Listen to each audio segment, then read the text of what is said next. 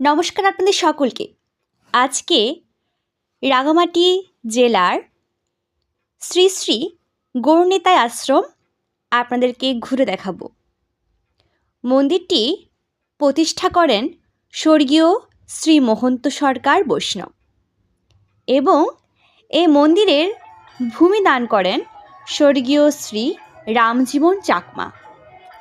মন্দিরটি 1340 বাংলায় স্থাপিত হয়। মন্দিরটি মূলত কাশিমবাজার মাঝের বস্তি তবলছড়িতে অবস্থিত।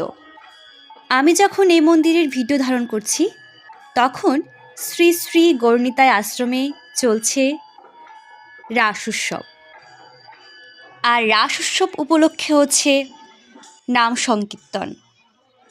এখানে প্রসাদ বিতরণ চলছে, সেই সাথে বিভিন্ন বিগ্রহ প্রদর্শনীও চলছে। এখন আমরা যে বিগ্রহটি দেখতে পাচ্ছি, আমি এখন সে কাহিনীটি আপনাদেরকে শোনাব। প্রাচীনকালে অযোধ্যায় হরিশ্চন্দ্র নামে এক রাজা ছিলেন। তিনি যেমন দাতা তেমনই ছিলেন ধার্মিক এবং সত্যবাদী। তার কাছে যে যা চাইতো তাই পেত। ফলে তার সুনাম স্বর্গমর্ত্য ছড়িয়ে পড়েছিল। একদিন ইন্দ্রের সভায় বশিষ্ঠ মুনি মুখে বিশ্বামিত্র হরিশ্চন্দ্রের দানের সুখ্যাতি শুনলেন। তখন ঋষির ইচ্ছে হলো তিনি পরীক্ষা করবেন রাজা হরিশ্চন্দ্র কেমন দাতা। এই বিষয়টি নিয়ে স্বর্গের 5 জন অপ্সরা কোনো অন্যায় করায় ইন্দ্র তাদেরকে শাপ দেন। তারা মানবী হয়ে বিশ্বামিত্রের তপবনে বাস করতে থাকেন। একদিন তপবনে ফুল তুলতে গিয়ে তারা গাছের ডাল ভেঙে ফেলেন। এতে বিশ্বামিত্র তাদের গাছের ডালে বেঁধে রাখেন। দৈবক্রমে রাজা হরিশ্চন্দ্র সেই বনে শিকার করতে আসেন। বালিকাদের করুণ কান্না শুনে রাজা তাদের বাঁধন খুলে দিলেন। তারা মুক্ত হয়ে স্বর্গে চলে গেল।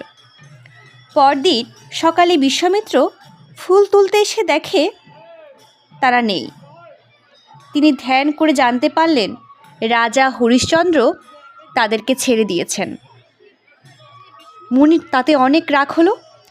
তিনি রাগে আগুন হয়ে অযোধ্যায় চললেন। রাজা ঋষিকে পরম আদরে বসিয়ে করজোড়ে বললেন, রাজর্ষি, দাসের প্রতি কী আদেশ? বিশ্বামিত্র রাগে কাঁপতে কাঁপতে বললেন, রাজা, আমি যে বালিকাদের বেঁধে রেখেছিলাম তুমি কার হুকুমে তাদের ছেড়ে দিলে? রাজা ভয়ে ভয়ে বললেন, আমি না জেনে অন্যায় করেছি, আমাকে ক্ষমা করুন। এখন আপনি যা চান আমি তাই দিব। বিশ্বামিত্র বললেন, বটে, বড় দানের বড়াই হয়েছে তোমার। বেশ, আমাকে তোমার সমস্ত রাজ্যটা দান করো দেখি। হরিশ্চন্দ্র তাই করলেন। তিনি তার সমস্ত রাজ্য বিশ্বামিত্রকে দান করলেন।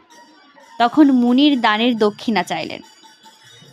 রাজা ভাণ্ডার থেকে 7 কোটি মোহর দক্ষিণা দিতে আদেশ করলেন। বিশ্বামিত্র বাধা দিয়ে বললেন, রাজা, তুমি না ধার্মিক, কার ভাণ্ডার থেকে টাকা নিচ্ছ? ভুলো না, তুমি তোমার সমস্ত রাজ্যটাই আমাকে দান করেছ, অর্থাৎ তোমার সমস্তটাই আমাকে তুমি দান করেছ। এখন এই রাজ্য, রাজপুরী, রাজভাণ্ডার, রাজভূষণ, রানীর অলংকার সবই আমার। এতে তোমার কোনো অধিকার নেই। অন্য কোথাও থেকে টাকা এনে আমাকে দক্ষিণা দাও। আর রানী শৈব্যা ও পুত্রকে নিয়ে তুমি আমার রাজ্য থেকে বাইরে চলে যাও। নিজের ভুল বুঝে রাজা হরিশ্চন্দ্র লজ্জিত হলেন। তিনি মুনির কাছ থেকে 7 দিনের সময় চেয়ে নিলেন এবং রাজ পোশাক ছেড়ে স্ত্রী পুত্রকে নিয়ে কাশী চললেন। সেখানে রানী শৈব্যা ও তার পুত্র এক ব্রাহ্মণের কাছে বিক্রি করে দিলেন। তিনি নিজেও এক শ্মশানে চণ্ডালের চাকর হয়ে থাকলেন। এইভাবে 7 কোটি মোহর জোগাড় করে বিশ্বামিত্রকে দক্ষিণা দিলেন।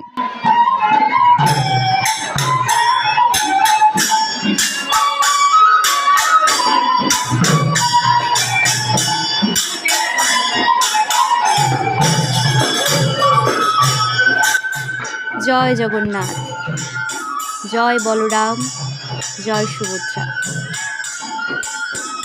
এটি হচ্ছে মন্দিরের মূল বিগ্রহ।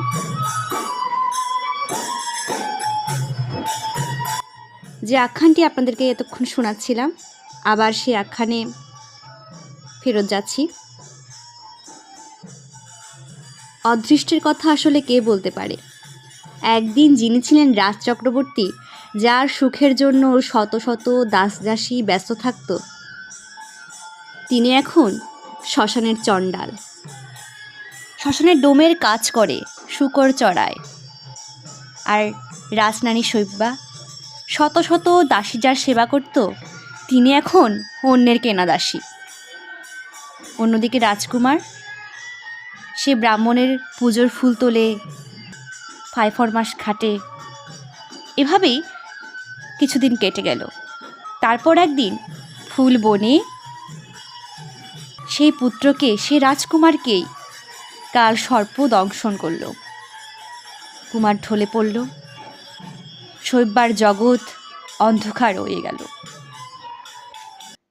অন্ধকারে সে যার মুখের দিকে তাকিয়ে সকল দুঃখ কষ্ট ভুলেছিল, তার স্নেহের সে পুত্র আজ চলে গেল।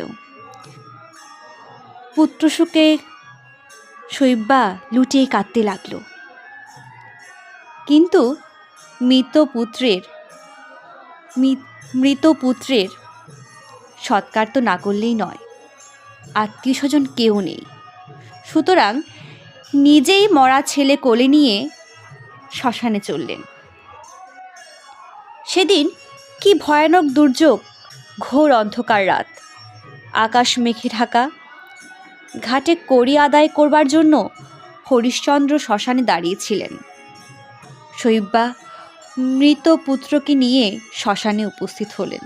হরিশ্চন্দ্র বললেন, ঘাটের কড়ি না পেলে তিনি মরা পোড়াতে পারবেন না। শৈব্যা কি করেন? তিনি অপরের কেনা দাসী, পয়সা কোথায় পাবেন?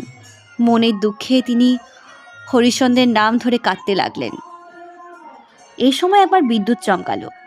সে আলোতে হরিশ্চন্দ্র শৈব্যা ও তার মৃত পুত্রকে চিনতে পেরে দুমড়ে কেঁদে উঠলেন। শৈব্যাও ডোমের পোশাক পরা রাজাকে চিনতে পেরে তার পায়ে লুটিয়ে পড়লেন।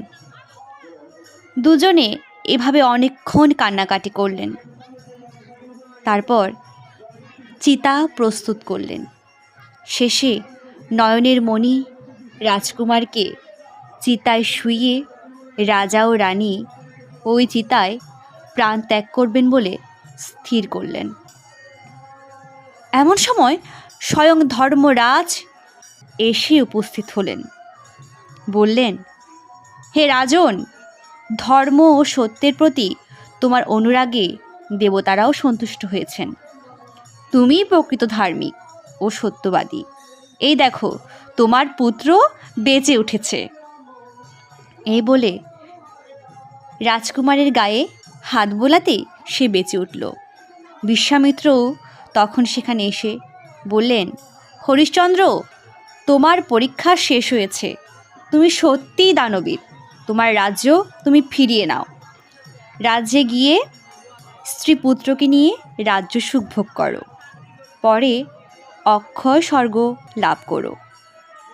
তখন রাজা ও রানী পুত্রসহ অযোধ্যায় ফিরে এলেন।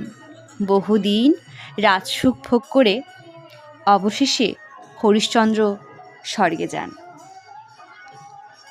আপনাদেরকে এতক্ষণ রাজা হরিশ্চন্দ্রের আখ্যান শোনাচ্ছিলাম। আপনাদেরকে অনেক ধন্যবাদ আমার সাথে মন্দিরটি ঘুরে দেখার জন্য। ঈশ্বর আপনাদের সহায় হোক।